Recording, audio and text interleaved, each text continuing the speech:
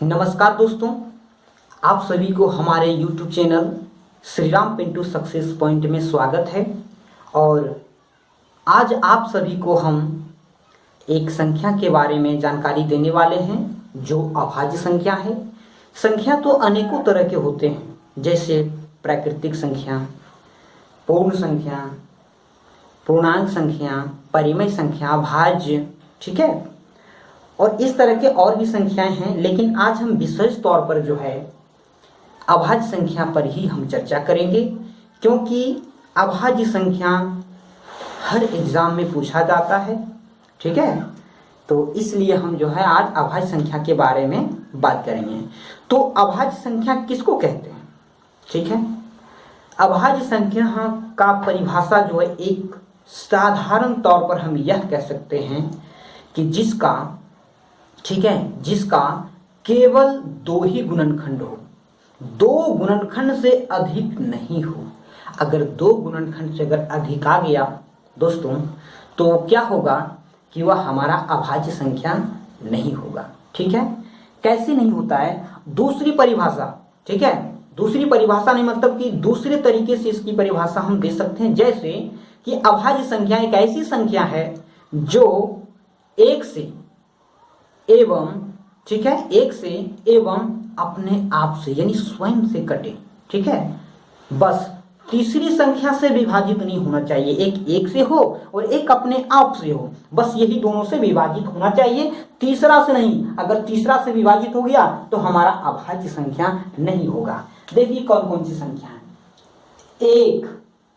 एक क्या है, एक तो ये हमारा एक से कटा, दूसरा एक अपने आप से कटेगा, क्या तीसरा फिर एक अपने आप से नहीं कटे, इसका तीन गुणनखंड हो गया। कर लीजिए, गुना करेंगे तो एक ही आएगा। ये हमारा जो कंडीशन हमने बताया वह हमारा कंडीशन लागू नहीं हुआ, ठीक है। इसलिए यह क्या हुआ, यह हमारा जो है क्या कहते हैं अभाज्य संख्या नहीं हुआ। अब हम दो की बात करते हैं, ठीक है। दो, तो दो में क्या है कि सबसे पहले तो एक से कटा, एक दूना दो, और एक अपने आप से तो कटेगा ही, दो एकम दो।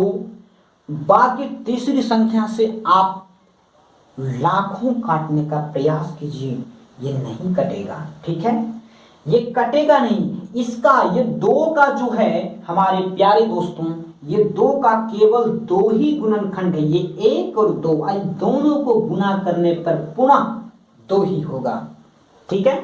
तो इसलिए हमारा दो जो है अभाज्य संख्या। अगला अब तीन का क्या कंडीशन है कि तीन में भी देखिए एक से कटा और एक तीन से कटेगा, ठीक है, दो संख्या से कट गया।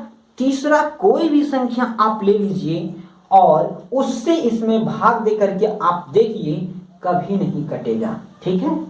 अगला लेते हैं चार का कंडीशन देखिए क्या होता है, ठीक है।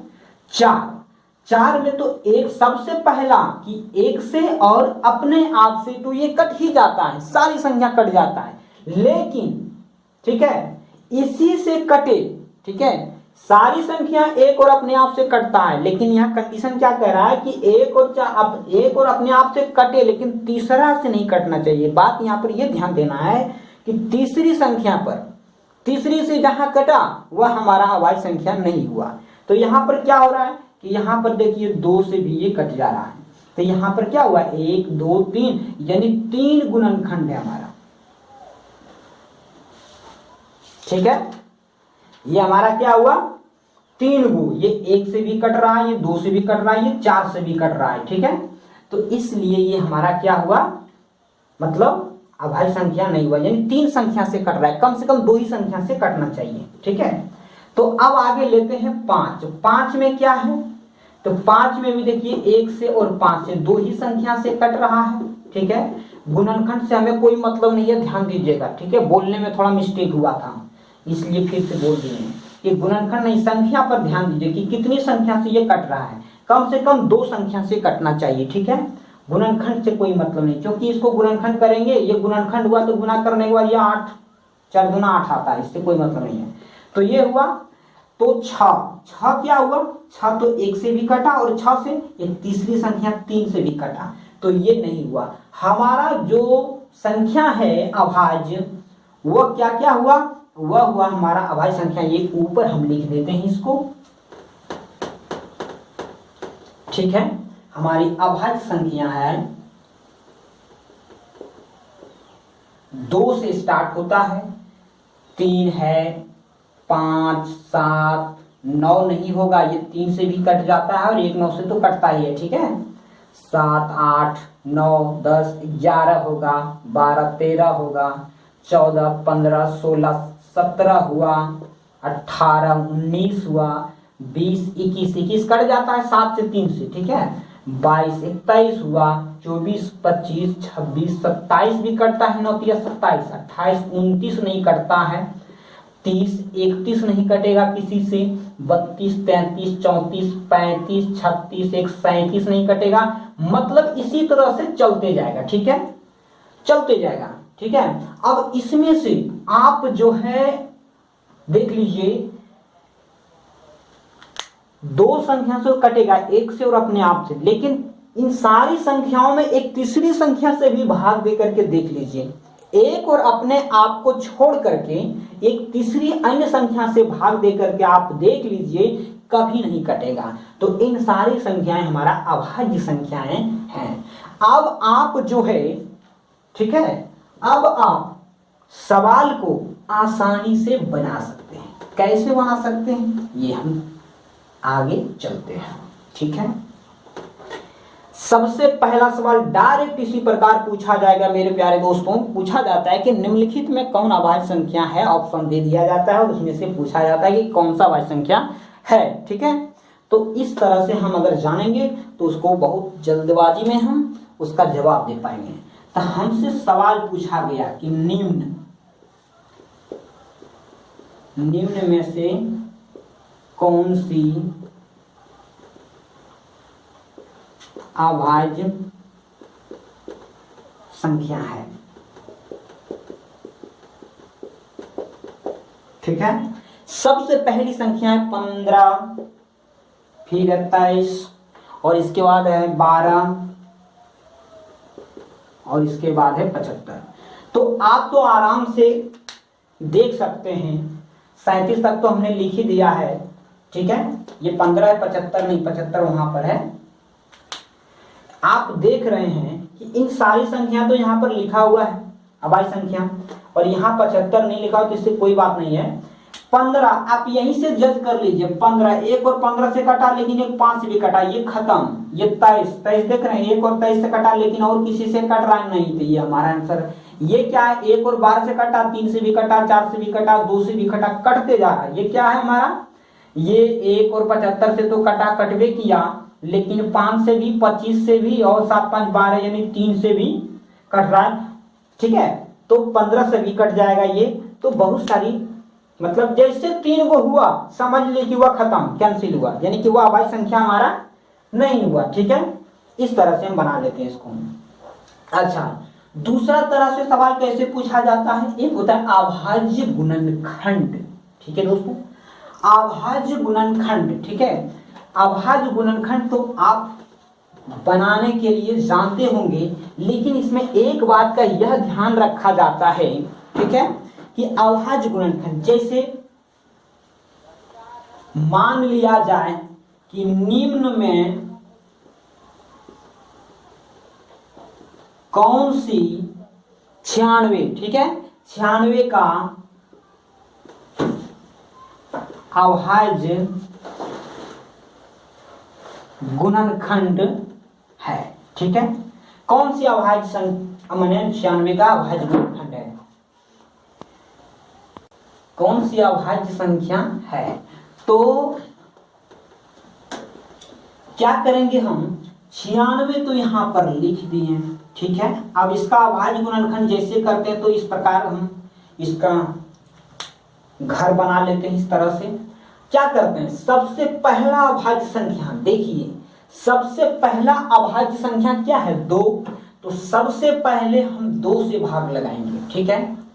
जरूरी नहीं होता है कि हम 2 से ही भाग लगाएंगे, किसी भी अभाज्य संख्या से हम इसमें भाग लगा सकते हैं जिससे कि यह विभाजित हो जाए यानी कट जाए। ठीक है, लगा सकते हैं। लेकिन हाँ, अगर आप ज्यादा अभाज्य संख्या से लगाते हैं, ठीक है, ज्यादा से लगाते हैं तो बाद में क्या होगा कि बाद में अभी छोटा वाला से लगाना पड़ेगा। ठीक है, इसलिए हम यह ध्यान मतलब रखेंगे। जैसे मान लिया जब बड़ा संख्या है तो बड़ा से हम नहीं जान पाते कि कैसे कटेगा, ये कौन सी अभाज्य संख्या से, तो क्या करते हैं छोटा से ही कटाते हैं। ये तो लास्ट में देखिए ये 6 है कि पक्का 2 से कटेगा, तो ये 2 से हम लगा दिए और ये कट जाएगा आपका 2 चौका 8, शेष बचा 1, ऊपर से आया 6 होगा 16 और 2 8 16। ठीक है, अब 2 से कटाएंगे तो ये तो 24 दूना 48, ये 2 से कटाएंगे 12 दूना 24, ये 2 से कटाएंगे 6 दूना 12, ये 2 से कटाएंगे 2 तिया 6। अब देखिए 96 का अभाज्य गुणनखंड 96 बराबर क्या है, 2 गुना 2 गुना 2 गुना 2, कितने 2 हैं 5 को 3 2 5 और 1 3, ये हमारा अभाज्य गुणनखंड हुआ। लेकिन हमारा ऑप्शन में जो है यह भी रह सकता है और हमारा ऑप्शन में जो दिया हुआ है वो आपके पास हम यहाँ प्रस्तुत कर रहे हैं। इसमें से आप जरा पहचानिएगा कि 2 पर पावर 4 गुना, ठीक है, 3 पर पावर 2। ठीक है, चलिए अब ये बी नंबर का हमारा ऑप्शन में दिया हुआ है 2 पर पावर 3 गुना 3 पर पावर 3, और सी नंबर में दिया हुआ है दोस्तों 2 पर पावर 5 गुना 3, और ऑप्शन नंबर डी में दिया हुआ है 2 गुना 3 पर पावर 5। ठीक है, समझ में आ गया 5। अब देखिए हमारा क्या हो रहा है 2 पर, यहाँ देखिए 2 पर पावर क्या वो 2 है 1 2 3 4 5। ठीक है, तो 2 पर पावर 5 तो हो गया। ठीक है, अब 3 क्या गो है 1, तो देखिए यहाँ 2 पर पावर 5 गुना 3 पर पावर कुछ नहीं है तो 3 हुआ 1, यानी हमारा ऑप्शन नंबर सी। ठीक है, इस प्रकार से इन सारे सवालों को हम बना लेंगे। ऑप्शन में इस प्रकार भी रह सकता है, इस प्रकार में भी रह सकता है। ठीक है, पावर में भी दिया हुआ रहता है। तो इस तरह से हम अभाज्य गुणनखंड बना लेंगे। जैसे बोला कि अभाज्य गुणनखंड निकालें, हम क्या करेंगे पहले अभाज्य संख्या से ही भाग लगाएंगे। ठीक है, किसी भी दूसरी संख्या से नहीं लगाना है। क्यों? क्योंकि अगर आप 4 से मान लिया जाए 96 और आपने 4 से लगा दिया, ठीक है, तो ये 4 दूना 4 चौक 16, ये 4 से भी कट जा रहा है, फिर ये 4 छक 24। लेकिन क्या आप 4 पर पावर 2 कहीं ऑप्शन में आपको नहीं मिलेगा, आप घबरा जाइएगा। इसलिए हमें ये ध्यान रखना है कि अभाज्य गुणनखंड जैसे बोले बस अभाज्य संख्या से ही भाग लगाना। ठीक है, इतना ध्यान में रखना है। चलिए तो हम अगला सवाल की ओर बढ़ते हैं।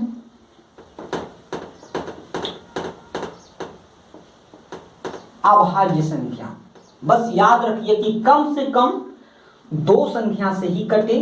ठीक है, 2 संख्या से ही कटे, तीसरी से तो एकदम ध्यान, जैसे तीसरी संख्या से कटा समझ लीजिए वो अभाज्य संख्या के ग्रुप से बाहर हो गया। ठीक है, अब हमारा आया क्या कि सबसे छोटी अभाज्य संख्या। ठीक है, एक सवाल है, ठीक है, एक सवाल है कि सबसे छोटी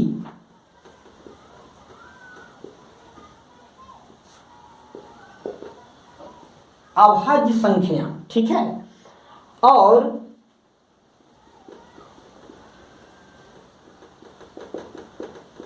सबसे छोटी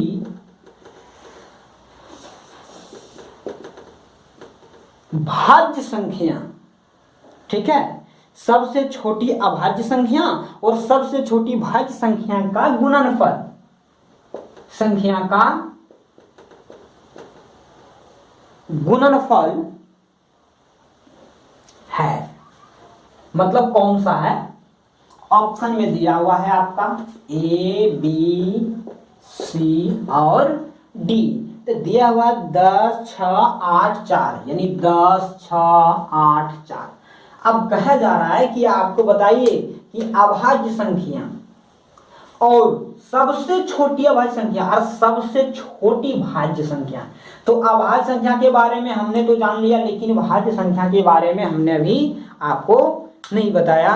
ठीक है, तो देखिए अभाज्य संख्या जो सबसे छोटी अभाज्य संख्या क्या है, जहां से स्टार्ट होता है, तो स्टार्ट हुआ 2 से, तो सबसे छोटा हो गया 2। ठीक है, सबसे छोटी अभाज्य संख्या हुआ 2, अधिकतम की कोई सीमा नहीं है, अधिकतम तो चलता जाएगा। ठीक है, तो ये हुआ। अच्छा, सबसे छोटी भाज्य, अब भाज्य संख्या किसको कहेंगे? ठीक, अभाज्य का उल्टा होता है भाज्य। जैसे अभाज्य में हमने बताया कि कम से कम नहीं, केवल 2 ही संख्या हो, उसका 2 ही संख्या से कटे, एक अपने आप से और दूसरा 1 से, बस इतना ही ध्यान है। अगर तीसरी संख्या से वह कटता है तो अभाज्य नहीं, वह भाज्य हो जाता है।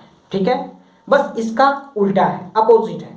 करना क्या है, अब जैसे देखिए अभाज्य अभाज्य हो गया, अब भाज्य का हम ग्रुप बनाते हैं, भाज्य संख्या का। तो भाज्य में क्या बोले कि आपको जैसे 1 से ही ले लेते हैं। ठीक है, 1 से बड़ी, 1 तो चलता जाएगा, तो इससे कोई मतलब नहीं है। एक तो ना भाज्य है ना अभाज्य है, 2 से चलते, 2 तो आपको पता है कि इसमें 2 ही होता है, 3 भी होता है।